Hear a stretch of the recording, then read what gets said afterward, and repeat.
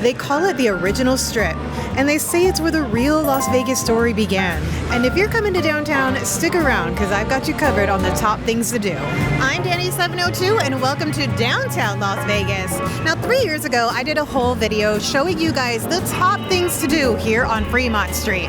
But that was 3 years ago and it's time for an update. In this ultimate updated guide to Fremont Street, I'll be showing you the top things to do, breaking down the ones that are totally free, highlighting what's new versus what's classic, sharing some of my personal favorites, and tackling things that I've never done before.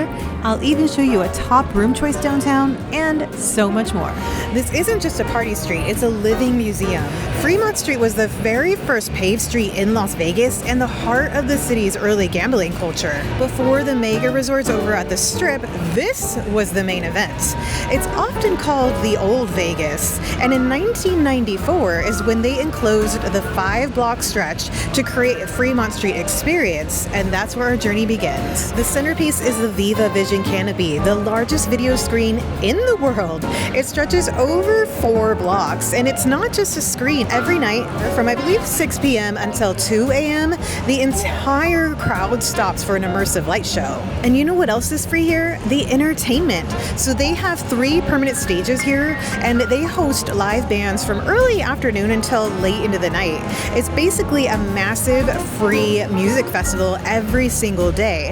But also keep an eye out for special events. They host things like the Downtown Rock Free concert series. They hold the Neon City Fest, which happens actually this weekend, and they have some pretty big names on the bill. But you can't talk about Old Vegas without talking about the classic neon signs. First up, we've got Vegas Vic, the waving cowboy who's been perched above the former Pioneer Club since 1951. He's a true classic Vegas icon. The fingerprint is torn. At one point his hand moved, but he's still blinking. Blinky, blinky, Vegas Vic. But what's really cool is you can also visit his counterpart, Vegas Vicky. Vegas Vicky used to hang out outside at Glitter Gulch, but after a stunning restoration, you can now find this 25-foot cowgirl inside of the Circa Resort. And you can get an up-close look that you couldn't have gotten before. The El Portal Theater is definitely a building I've always admired. But they recently renovated the whole thing. This building was Las Vegas's cultural center, so it was a theater, a 700-seat auditorium. Luckily, the old El Portal sign is still there, and you can now go inside. It was closed for many, many, many years, but as you can see, it's no longer a theater, it is an arcade. Now, you can technically spend your whole trip right here in downtown Las Vegas. I highly suggest at least making a day out of it, because there is so much to do in this city, like hitting the Strip or even taking a day trip over to the Red Rocks. And for that, you need a car. But long rental lines and crowded counters, no thanks. That is why I partnered with Turo, the world's largest car sharing marketplace. With Turo, you can choose from an extraordinary selection of over 1,600 makes and models from local hosts who list their cars for rent. I used the delivery option right to a hotel, and it was super convenient. But for anyone traveling this holiday season, Turo is available at 140 airports across the US and Canada. So you can skip the rental counter next time you fly. It's super easy. You book your car on the app by typing in the name of the airport, and you'll see all of the cars available at that location. When you get off the plane, you'll have instructions on where the car is parked on the Turo app, and depending on the airport, you can pick up your car at a designated airport parking lot, garage, or even curbside.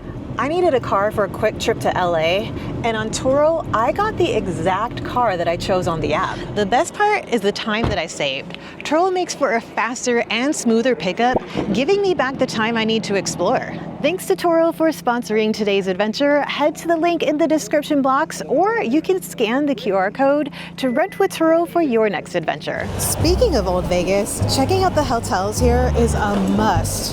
The Golden Gate Hotel and Casino isn't just another hotel though.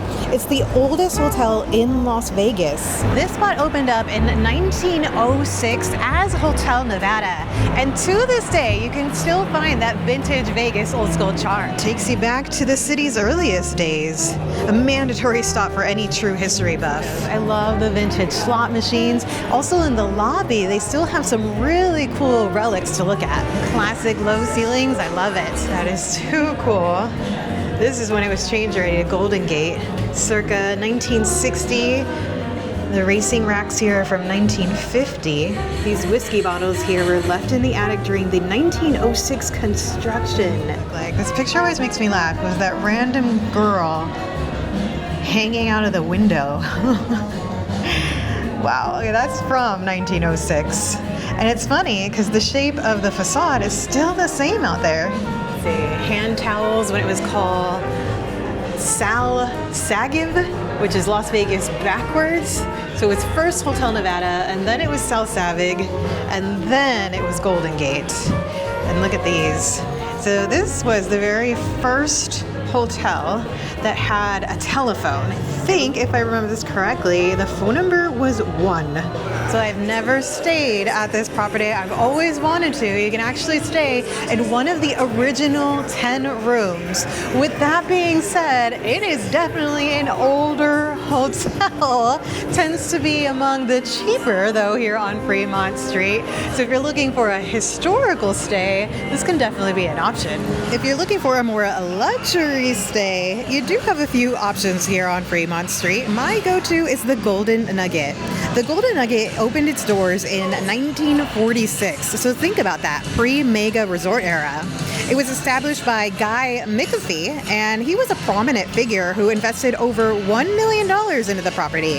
At that time, that was a staggering amount of money, and it instantly earned the reputation as downtown's premier gambling establishment, and I think the largest casino in town, at that time at least. But it truly played a central role in shaping the city's early gambling culture. Even though it's an older resort, it's still very modern. The property really does keep up with upgrades, and it's evolved over the years. But let's check out one of the rooms.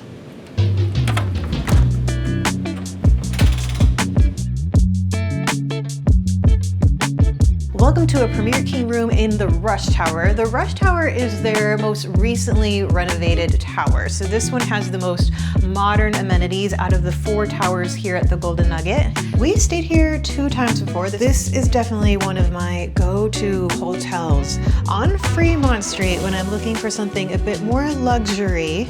So you've got a comfortable king-size bed, and I do mean comfortable. I liked the pillows so much the last time that we were here that I opened it up to look at the tag, and then I purchased it so that I had it at home. I really like their beds here. And you've got a couch over here, pretty spacious couch, nightstands on both sides.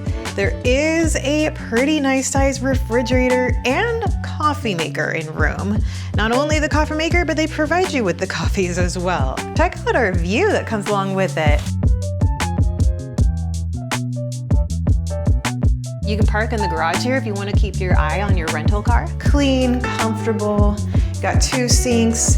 The toilet is separated so somebody can still get ready. There are plenty of options. This is going to be a more luxury, and even though it's an older hotel, this is a bit of a newer tower and plenty of modern amenities. There are a lot of interesting things here on Fremont Street.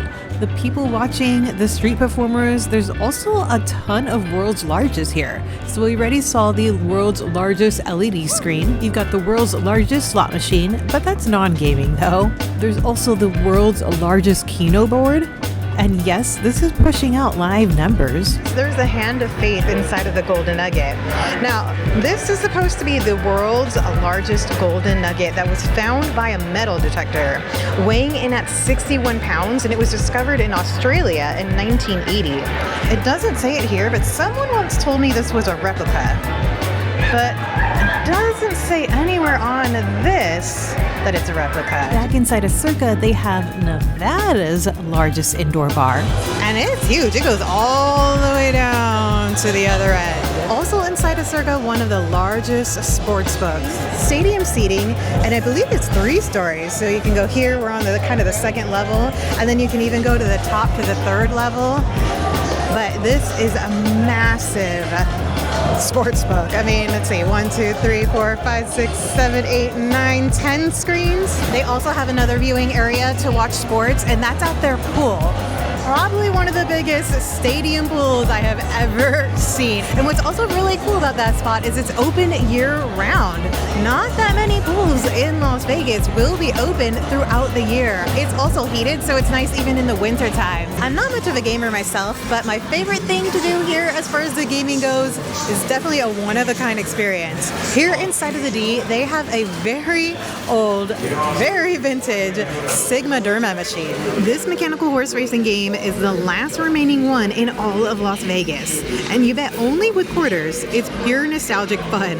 Definitely a novelty, and people actually queue up just to play this historic machine. You put a quarter in, and then you place a bet on who you think will win first and second. So for instance, you want to hit 1 and 2, or Eddie's about to pick 1 and 5. So 1 and 5 has to come in first and second. Go, go, go, go, go. Oh, we lost. The first time I did this, I had no idea what I was doing. I just put a quarter in and pushed a button, and I ended up winning a couple of rounds. Like here at the D, they have the Blarney Stone. For centuries, men, women, and children have risked their lives and limbs for one kiss of the Blarney Stone, which is supposed to bring you fortune and luck. That makes sense here in the casino, right? We are now heading over to one of my favorite areas of downtown. This right here is the Fremont Experience.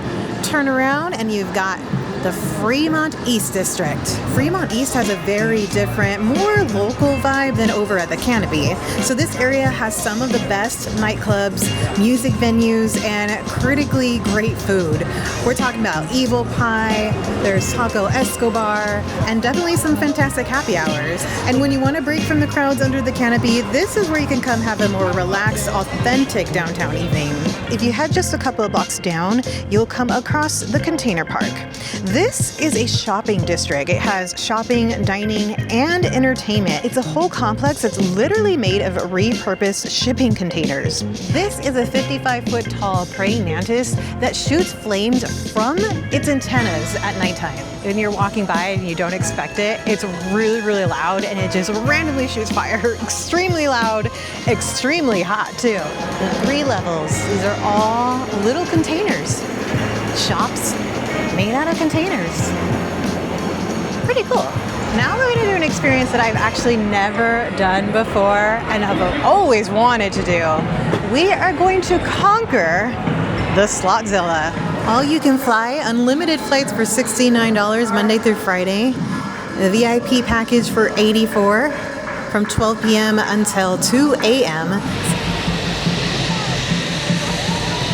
They have 2 rides. The middle one that just opened up, and that one you're sitting in a sit position, and it takes you halfway down Fremont Street.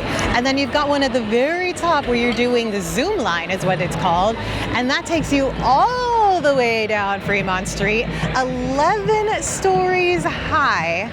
Oh my God. Something cool I just learned I've always been pretty curious about. I thought maybe they'd have lockers, but you start on one side and obviously you're gonna go all the way down to the other end. So I thought, where would the lockers be? The beginning, the end? How would that work? They said that they give you a little bag and it rides along with you. So as long as you don't have any like open containers, open drinks, open food, you can bring the little bag and all your stuff with you all the way down Fremont. All right, we're getting suited up. We've got a camera here so I can show the experience. We're gonna put this camera down.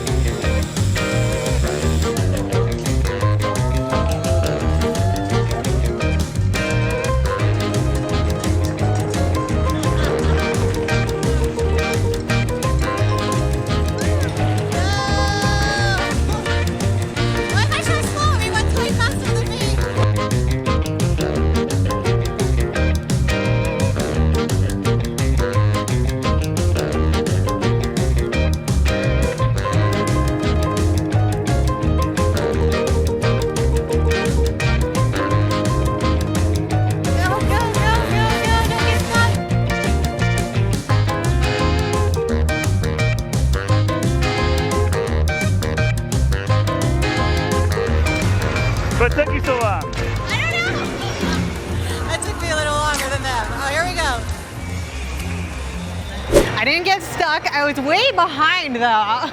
Everyone went really, really fast and I was way behind. So I was getting kind of nervous at the end there as I was starting to slow down. I'm like, just keep going, just keep going.